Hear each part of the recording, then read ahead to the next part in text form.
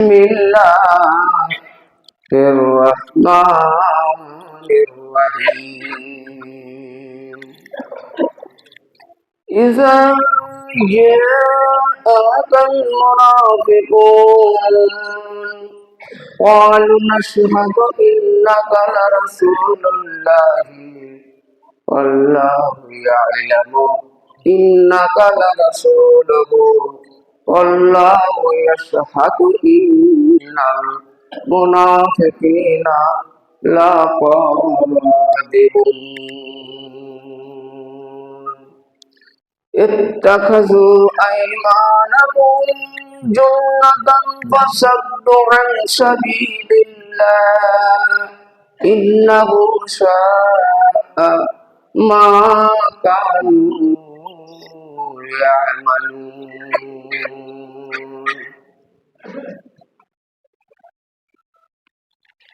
সমস্ত প্রশংসা মহান আল্লাহ,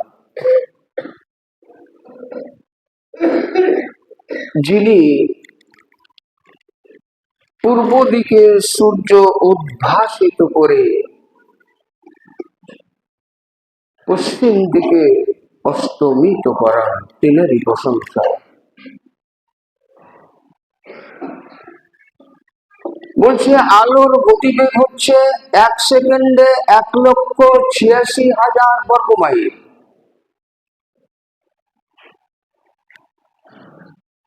এত দ্রুতগামী আলা ছুটি বিজ্ঞানীরা প্রমাণ করেছে এমন গ্রহ আছে আসমানে, যখন পৃথিবী মহান আল্লাহ পাক সৃষ্টি করেন সেই অবধি থেকে আজ পর্যন্ত ওই গতিতে এই পৃথিবীতে এখনো আলা পৌঁছেনি। একবার সুবহানাল্লাহ বলবেন না? এ আল্লাহর কত বড় কুদরত, যার কুদরত বলে শেষ করানো যায় না। আমি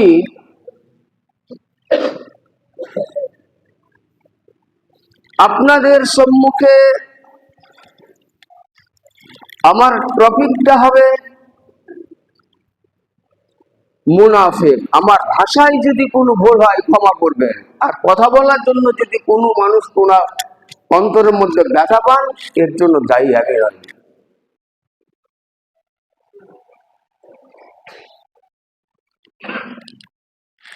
আপনার কোনো কোনো বর্ণনায় পাওয়া যায় যে তাবুকের যুদ্ধের সময় এই ঘটনাটি সংঘটিত হয়েছিল। আর ঐতিহাসিকগণ বলেন যে বনি মুস্তালিক যুদ্ধের মধ্যে যখন বিশ্ব নবী সাল্লাল্লাহু আলাইহি ওয়াসাল্লাম বেরিয়ে যান, তখন এই ঘটনাটা সংঘটিত হয়েছিল। আমি ঘটনাটা কি বলবো? আব্দুল্লাহ ওবাই বিন সুলুল এ একজন বড় নামাজি ছিলেন। বিশ্বনবী হযরতে মুহাম্মদ সাল্লাল্লাহু আলাইহি সাল্লাম যখন তিনি মসজিদ নববীতে প্রবেশ করতেন, তার জুতো যদি টেরা হয়ে থাকতো তো সুলুল সেটাকে সিধা করে দিত। বিশ্বনবী হযরতে মুহাম্মদ সাল্লাল্লাহু আলাইহি ওয়াসাল্লাম উযু করার জন্য কোনো বদনা আনায়ন করার চেষ্টা করলে তিনি এনে দিতেন। 5 ওয়াক্ত মসজিদের জামাতের সহিত তিনি নামাজ পড়তেন। আর বিশ্ব নবী তার আখলাক, তার চরিত্র দেখে ভেবেছিলেন ইনি একজন জান্নাতি মানুষ। মানে এত বিশ্বাস করতেন, এত বিশ্বাস করতেন। একদিন একটি ঘটনা হয়ে গেল। সেটা হচ্ছে যে কথাটা ইতিপূর্বে আমি বললাম, যে বনি মুস্তালিক যুদ্ধে যখন বিশ্বনবী বেরিয়ে যান, তখন মুজাহিদেদের আপনার পানির খুব কষ্ট হচ্ছিল। একটা কুয়ো ছিল, ওই কুয়োতে একজন আনসার আর একজন মুহাজির একটু ঝগড়া বেঁধে যায় পানি তোলানো করে।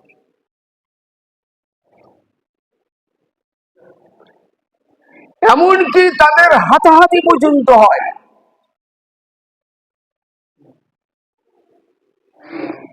জোহানি বলে একজন ছিলেন,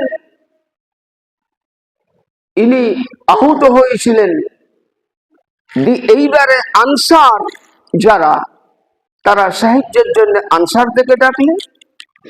মহাজির যারা তারা মহাজির দিকে ডাকলেন।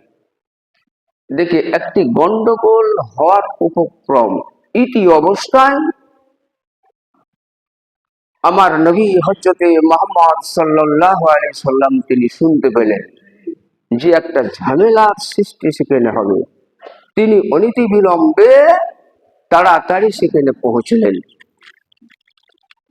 বলছে, তোমাদের ব্যাপারটা কি? এখানে একদল, ওখানে একদল, ব্যাপারটা কি? প্রাণের ভাইরা আমার, বিশ্বনবী হযরতে মুহাম্মদ সাল্লাল্লাহু আলাইহি ওয়াসাল্লাম তাদেরকে বুঝালেন। বুঝার পর আনসারীদের একজনকে নিলেন, মুহাজিরদেরকে নিলেন। নেওয়ার পর উভয়ের মধ্যে ঝগড়াটা মিটিয়ে দিলেন। কিন্তু জেনে রাখবেন, যে লোকটিকে আমার নবী হযরতে মুহাম্মদ সাল্লাল্লাহু আলাইহি সাল্লাম অত্যন্ত ভালোবাসতেন, জান্নাতি মনে করতেন, নামাজি মনে করতেন, এমনকি আব্দুল্লাহ উবাই বিন সালুল ওসর থেকে, যাকাত থেকে, হজ থেকে, নামাজ থেকে, ইসরাত থেকে সমস্ত কিছু ইবাদত করত। তার কপালে পর্যন্ত ঘাটা পড়ে গেছিল। সেই লোকটি এবারে খবর পেয়ে দেখলে আনসার এবং মুহাজিরের মধ্যে একটি সংঘর্ষ হয়েছে। একটি সুযোগ পেল। এইবারে উনি কি করলেন, আনসার এবং মুহাজির সেখানে ছিল, তাদেরকে ডাকানো হলো।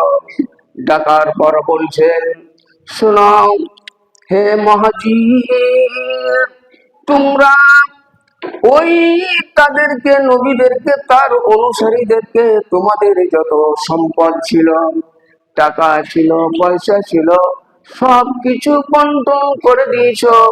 কিন্তু শুনে রাখো, যাদেরকে তোমরা এনেছো তারাই তোমাদের ঘাড়কে মচকাবে। সেখানে আপনার ছিল উপস্থিত যায়েদ ইবনে আরকাম, একজন বিখ্যাত সাহাবী ছিলেন।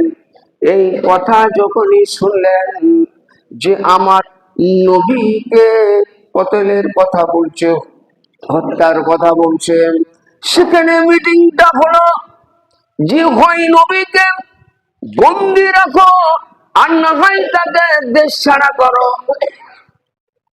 আর না হলে তাই তো বয়কট করে দাও। এইরকম ভাবে ওই মুনাফিক নামাজি মানুষটি বলছে। আব্দুল্লাহ বিন সালুল তাই বলছেন, এজা যে আকাল মুনাফিকুন قالوا نشهد إنك لرسول الله والله يعلم إنك لرسوله والله يشهد ইন্নাল মুনাফিকিনা লাকাযিবুন। এই আয়াতটি নাযিল হলো আমার বিশ্ব নবী হযরত মুহাম্মদ সাল্লাল্লাহু আলাইহি ওয়াসাল্লামের উপরে, যে মুনাফিকরা যখন তোমার কাছে আসিয়া বলে আপনি তো আল্লাহর রাসূল, আল্লাহু ইয়ালামু ইন্নাকা লারাসূলুহু, আর আল্লাহ জানেন অবশ্যই আপনি তার রাসূল। আল্লাহু ইয়াশহাদু ইন্নাল মুনাফিকিনা লাকাযিবুন, আর আল্লাহ স্বয়ং সাক্ষী দেন মুনাফিকরা হচ্ছে বেঈমান, মিথ্যু। একটা কথা বলি, সুরুলের মতো লোক এখন আমাদের পৃথিবীতে অনেক আছে। মানে এই মুনাফিকি করা এ কত বড় খাতারনাক, শুধু একটু উপমা দিই। আচ্ছা বলেন তো, কোন একটি মানুষ যদি কোনো জঙ্গলে, ময়দানে, কোনো আড়ালে জেনা করে, তাইলে আল্লাহ পাক রব্বুল ইজ্জত তিনি বলেছেন চারটি সাক্ষী যদি ঠিক থাকে, কোরআনের মধ্যে বলেছেন মহান আল্লাহ সূরা নূরে, চারটি সাক্ষী যদি ঠিক থাকে, অটল সাক্ষী, তাহলে বিবাহিত হলে তাদেরকে গেড়ে দূর থেকে পাথর মেরে হত্যা করতে হবে।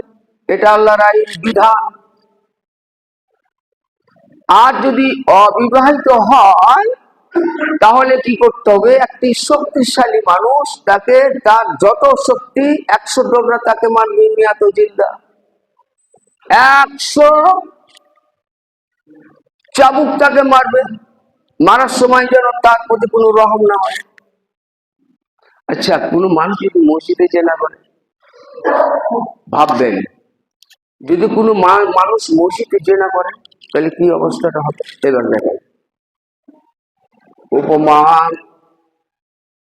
ইমাম সাহেব সালাম ফিরালেন, আসসালামু আলাইকুম ওয়া রাহমাতুল্লাহ, আসসালামু আলাইকুম ওয়া রাহমাতুল্লাহ।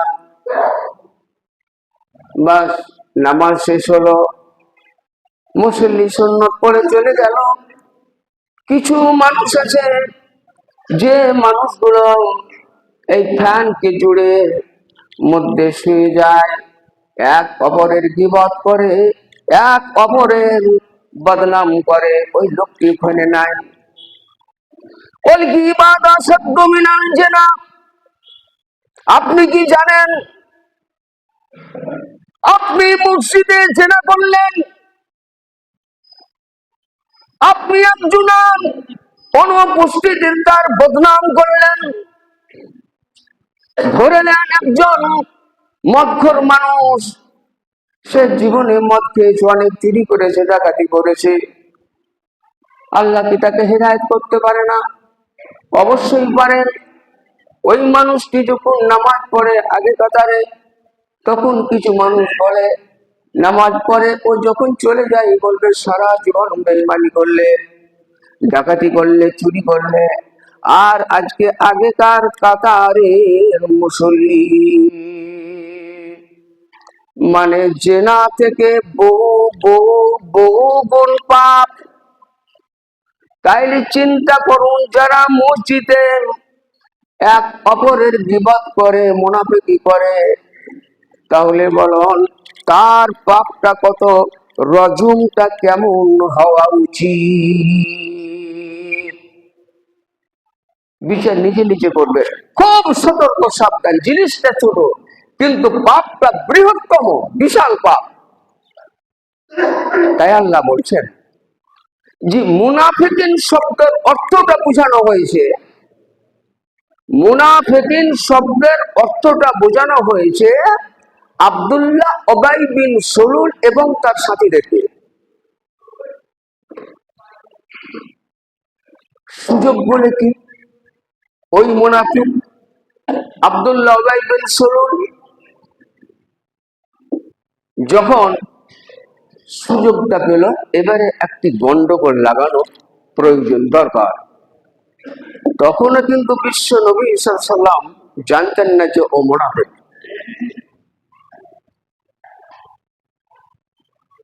আল মুমিনু ফিল মসজিদে কাসসামাকি ফিল বাহার। একটি মুমিন জোহরের যখন নামাজ পড়ে উনি চিন্তা করেন যে আসর কখন হবে, মসজিদের দিকে টান থাকে।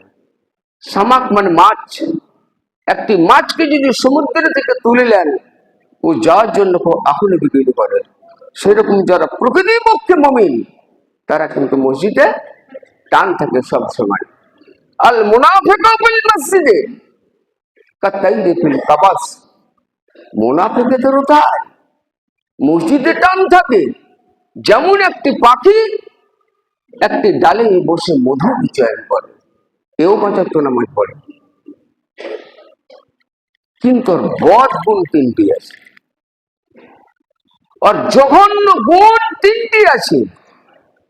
যখন সে কথা বলবে, মিথ্যা বলবে, আর তাকে আমানত দিলে খেয়ানত করবে, আর ওয়াদা করলে খেলাপ করবে। এই গুণটা তার মধ্যে পাওয়া যাবে। ভাইরে আমার, এবারে আব্দুল্লাহ বাইতুল সলুল মুহাজিরদেরকে তাকাবার জন্য কথা বলল যে নবীকে তোমাদের দেশে আনলেন, সে এবং তার সঙ্গীরা তোমাদের ঘাড়কে ধরে মচকাচ্ছে, নেতৃত্ব আমাদের হাত থেকে তার হাতে চলে যাচ্ছে। ফলে কি করো?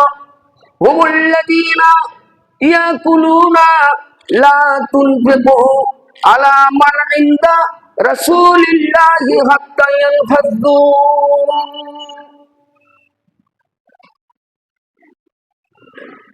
তারা বলে বেড়ায় যে রাসূলের অনুসারীদের জন্য কিছু খরচা করো না, কিছু দান করো না, কোন সহযোগিতা করো না, হাত্তা ইয়ানফাযু, তাহলে তারা নিজে নিজে কেটে পড়বে। এই মিটিংটা যখন শুনলো, আর সেখানে আছে আপনার যায় দেখবে আরকাম, এই কথাটা শুনে বিশ্ব নবী হযরতে মুহাম্মদ সাল্লাল্লাহু আলাইহি ওয়াসাল্লামের কাছে গিয়ে বললেন, হুজুর এই ব্যাপার, ঘটনাটা এই। আর ওই সভাতে বলেছিল যায়েদ ইবনে আরকাম যে, হে দুষ্ট দুরাচার, তুমি নবীর বদনাম করছো। তিনি সেই সভা থেকে উঠে চলে যান। বিশ্ব নবীকে বললেন, হযরত ওমরকে বললেন, ওমর বিশ্ব নবীকে বলছেন, হে আল্লাহ রসুল, এত বড় কথা বলেছে এই সলুল, এত বড় মুনাফিকি করেছে, এত বড় বেঈমানি করেছে, আপনি যাকে ভালোবাসতেন আর সেই লোকটি আপনার বিরোধিতা করেছে, আপনি অর্ডার দেন তার শিরচ্ছেদ করে দেন। আল্লাহ রসুল বললেন, না, সেটা তোমাদের করতে হবে না। বিশ্বনবী সাল্লামের এই ঘটনাটা শোনার পর তার ইচ্ছা হলো ওই সলুলকে আর তার সাথীদেরকে ডাকলেন। বিশ্বনবী ডেকে বলছেন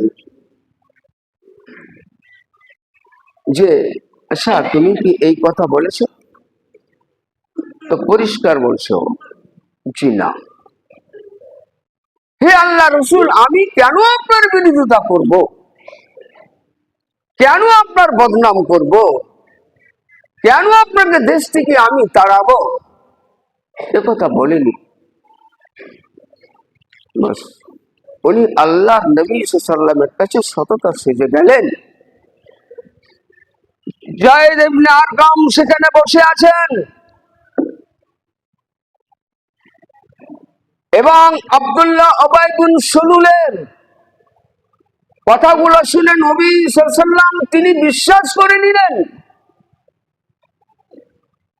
তখন যায়েদ ইবনে আরকাম ব্যথা বেদনা নিয়ে তিনি কাঁদতে আরম্ভ করলেন, হে আল্লাহ রাসূল, আমি নিজ কানে শুনেছি, আমি নিজ কানে শুনেছি, হে আল্লাহ রাসূল, আপনি আমাকে অবিশ্বাস করলেন। আরো যারা সাহাবীরা ছিল তারাও বিশ্বাস করলো, কারণ সে যে নামাজ পড়ে পাঁচ ওয়াক্ত, সে যে আল্লাহ রসুলকে ভালোবাসে, কিন্তু ভিতরতে যে কালিময়, এটা তো বিশ্বনবী জানেন না। প্রাণের ভাইয়েরা আমার, বন্ধুরা আমার, এই কথা বলে আল্লাহ রসুল হযরতে মুহাম্মদ রাসূলুল্লাহ সাল্লাল্লাহু আলাইহি ওয়াসাল্লাম যায়েদ ইবনে আরকামকে ডেকে বলছেন, ওগো যায়েদ ইবনে আরকাম, তুমি কি এটা সত্যি শুনেছো? বলছে, হুজুর, খোদার কসম, আমার পিতাও যদি এ কথা বলতো তবু আপনাকে আমি বলে দিতাম, আমি নিজ কানে শুনেছি। আবার আল্লাহ রাসূল বললেন, তোমার কোথাও কি ভুল হচ্ছে না? যায়েদ ইবনে আরকাম বললেন, না, আমার কোনো ভুল হচ্ছে না। আবার আল্লাহর নবী বললেন, যেটা খুব গুরুত্বপূর্ণ কথা হয় সেটা আল্লাহর নবী 3 বার রিপিট করেন। এ কথা বললেন, তার সাথীরা এসে বললেন যে আপনার সরল মুনাফিকরা এসে বলল, এ কথা বলেনি, যা মিথ্যা কথা বলছেন আপনার যায়েদ ইবনে আরকাম। যায়েদ ইবনে আরকামকে বর্ণনায় এসেছে যে তিনি বাড়িতে ঢুকে গেলেন, লজ্জায় বিরুদ্ধে পারল না। আরো যারা কম ছিল তাদের তীব্রতা বেড়ে গেল, ওর প্রতি রাগ হয়ে গেল। আল্লাহর নবী সাল্লাল্লাহু আলাইহি সাল্লাম ও সময়ে তিনি সফরে চলে গেলেন, যায়েদকেও ডেকে নিলেন, আরো সকলে গেলেন। যার পর একদিন এক রাত যখন সফর হলো, পরের দিন এইবার উঠে কি করলেন, সূর্য লাল হবে আর আপনার কাসওয়ার উপরে সওয়ার হয়ে আল্লাহর নবী যাচ্ছেন, আর যাচ্ছেন। যায়েদ ইবনে আরকাম তাকেও ডেকে নিয়েছিল, কিন্তু ওই ঘোড়াটি কেবলে উঠটি আল্লাহর নবী সাল্লাল্লাহু আলাইহি সাল্লামের দিকে ঘেঁষে ঘেঁষে যাচ্ছে। তখন যায়েদ ইবনে আরকাম উনি বললেন, মনে হয় আমার সত্যই অনেক, বোধহয় আল্লাহ পাক প্রমাণ করে দিবেন। তারপর বিশ্বনবী হযরতে মুহাম্মদ সাল্লাল্লাহু আলাইহি ওয়াসাল্লাম এর উপরে এই আয়াতটি নাযিল হলো, সূরা মুনাফিক। আল্লাহর নবী সাল্লাল্লাহু আলাইহি ওয়াসাল্লামের উপরে নাযিল হয়ে সমস্ত আব্দুল্লাহ উবাই বিন সলুলের যত আপনার খারাপ ব্যবহার ছিল সমস্ত ফাঁস হয়ে গেল। আপনার যায়েদ ইবনে আরকাম বললেন যে ওই অবস্থান আল্লাহর নবী আমার কানটাকে ধরলেন, ধরার পর বলছেন, ওগো যায়েদ ইবনে আরকাম, তুমি যে কথা বলেছিলে এই কথাটাই হচ্ছে সত্য। এই জন্য বলছি, ইত্তাখাযু আইমানাহুম জুন্নাতান ফাসাদ্দু আন সাবিলিল্লাহ ইন্নাহুম সাআ মা কানু ইয়ামালুন। তাই বিশেষ ওরা ওদের শপথগুলিকে ঢাল রূপে ব্যবহার করে, ঢাল রূপে ব্যবহার করে, ওদের শপথগুলিকে ঢাল রূপে ব্যবহার করে, কারণ তাদের কর্মকাণ্ডটা হচ্ছে নিতান্ত জঘন্য। তো যাই হোক ভাইরা আমার, অনেক আয়াত ছিল, আবার কোনোদিন এলে সম্পূর্ণটা শোনাবো, আল্লাহ যদি হায়াত দেন। তো কথা হলো এইটাই যে ওই সলিলের মতো যদি আমাদের ব্যবহার হয় তাহলে কিন্তু বেশি বাঁচাবার কোনো উপায় নেই। কিয়ামতের ভীষণ সংকটের দিনে নূহ নবী তার বিবিকে বাঁচাতে পারবে না, লূত নবী তার বিবিকে বাঁচাতে পারবে না, কারণ তারা মুনাফিকি করেছিল। কিয়ামতের দিনে সমগ্র নবী যদি এসে বলে যে না নূহ নবীর বিবিকে জাহান্নামের আগুন থেকে বাঁচাও, লূত নবীর বিবিকে জাহান্নামের আগুন থেকে বাঁচাও, কিন্তু কেউ পারবে না। তোমরা হবে জাহান্নামের সঙ্গী, আল্লাহ বলে দিচ্ছে। তারা এইভাবে মুনাফিকি করে জাহান্নামে গেছে, সেও গেছে। ফলে আল্লাহর কাছে দোয়া করতে, হে আল্লাহ তুমি আমাদেরকে ওই মুনাফিকি হতে হেফাজত রাখো। সকলে বলুন আল্লাহুম্মা আমিন। আল্লাহুম্মা সাল্লি আলা